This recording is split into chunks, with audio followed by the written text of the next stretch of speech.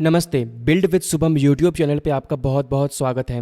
आज का हमारा लेसन कॉटलिन सीरीज़ का दूसरा लेसन है और इस लेसन में हम पढ़ने वाले हैं वेरिएबल्स के बारे में। तो चलिए सबसे पहले बात करते हैं वेरिएबल क्या होता है। वेरिएबल एक कंटेनर है जिसके अंदर में हम डेटा को स्टोर कर सकते हैं। Variable is a container in which we can store some data. जैसे कि इस रियल वर्ल्ड में हम वाटर बॉटल में वाटर को स्टोर करते हैं, या फिर कोक को, या फिर किसी और दूसरे सॉफ्ट ड्रिंक को स्टोर करते हैं, या फिर किसी बॉक्स में हम पेंसिल को या फिर पेन को या फिर इरेज़र को, इन सभी चीज़ों को स्टोर करते हैं। ठीक उसी तरह हमारा जो वेरिएबल है वो एक कंटेनर है, लेकिन इस कंटेनर के अंदर हम वाटर को स्टोर नहीं करते, सॉफ्ट ड्रिंक को स्टोर नहीं करते, ना ही पेन और पेंसिल को स्टोर करते हैं। इस कंटेनर के अंदर, इस वेरिएबल कंटेनर के अंदर हम डेटा को स्टोर करते हैं। ओके, अब चलिए देखते हैं कि हम वेरिएबल बनाते कैसे हैं। उसके लिए मैं सबसे पहले अपने इस कॉटलिन फोल्डर पे जाऊंगा और मैं एक नया फाइल बनाऊंगा। तो मैं करूंगा राइट क्लिक, और राइट क्लिक करने के बाद मैं क्लिक करूंगा न्यू पे, और फिर मैं जाऊंगा कॉटलिन क्लास स्लैश फाइल पे, क्योंकि हमें एक नया फाइल बनाना है। और यहाँ पे मैं बना दूंगा वेरिएबल नाम का एक फ़ाइल। ये बन गई है हमारी वेरिएबल नाम की फ़ाइल। अब चलिए सीखते हैं कि हम एक वेरिएबल कैसे बनाते हैं। जैसा कि मैंने आपको लास्ट वीडियो में समझाया था कि हमारा जो भी कॉटलिन का प्रोग्राम होगा उसमें एक मेन फंक्शन होना चाहिए। तो उसके लिए हमें यहाँ पे मेन फंक्शन बनाना होगा। आप चाहो तो फन मेन फिर पैरेंथेसिस फिर कर्ली ब्रेस टाइप कर सकते हो, बट उस चीज़ को हमने लास्ट वीडियो में कर ही लिया, हमने उसको डिटेल में समझा था। तो मैं ये शॉर्टकट यूज़ करूँगा, मैं टाइप करूँगा MA और मैं सजेशन में पहला सजेशन एंटर कर दूँगा, और ये बन गया मेरा मेन फंक्शन। ओके, अब चलिए देखते हैं कि हम वेरिएबल बनाते कैसे हैं। वेरिएबल बनाने के लिए हमारे पास एक कीवर्ड है। ओके, और इस कीवर्ड को हम बोलते हैं वार्ड। सो हमारा ये वार्ड कीवर्ड है, और इस वार्ड कीवर्ड का यूज़ करके हम अपना वेरिएबल बना सकते हैं। और वार्ड कीवर्ड के जस्ट बाद हमें अपने वेरिएबल का नाम डालना होता है। सो आप जो वेरिएबल बना रहे हो उसको आप क्या कहना चाहोगे, उसको आप क्या नाम देना चाहोगे। तो मैं इस वेरिएबल को जो मैं बना रहा हूँ मैं उसका नाम देता हूँ एज।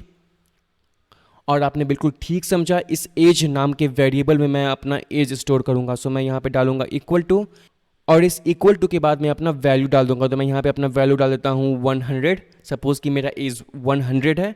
अब चलिए इस कोड को हम डिटेल में एक बार अच्छे से समझते हैं।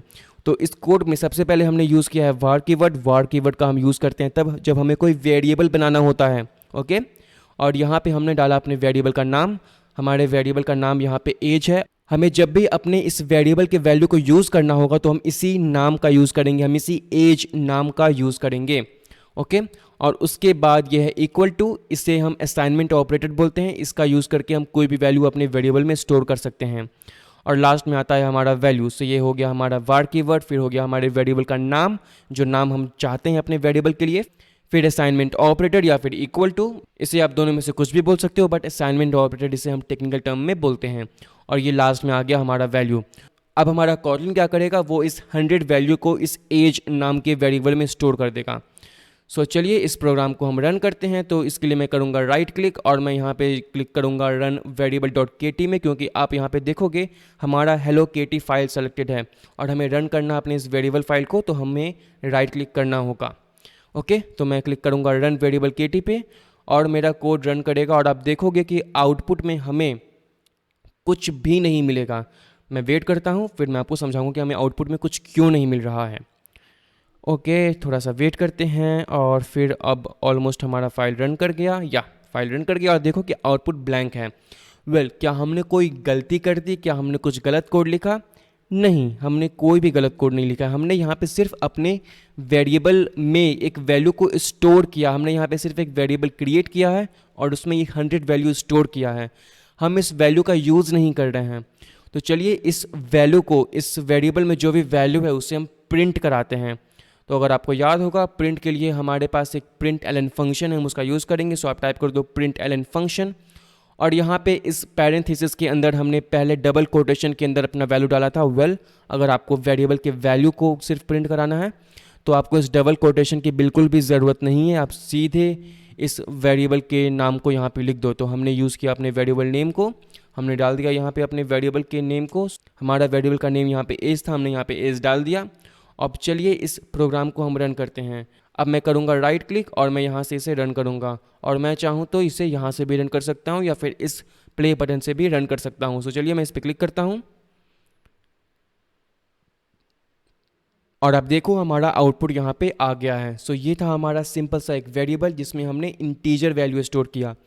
अगर आप चाहो तो अपने वेरिएबल में आप डेसिमल वैल्यू भी स्टोर कर सकते हो। तो मैं एक दूसरा वेरिएबल बनाऊंगा, var कीवर्ड का मैं यूज़ करूंगा अगेन, और उसके बाद मैं डालूंगा यहाँ पे PER, इसमें मैं अपना परसेंटेज स्टोर करूंगा, और उसके बाद equal to, again same stuff, बिल्कुल सेम है ये। अब यहाँ पे वैल्यू में मैं डाल दूंगा कोई भी डेसिमल वैल्यू।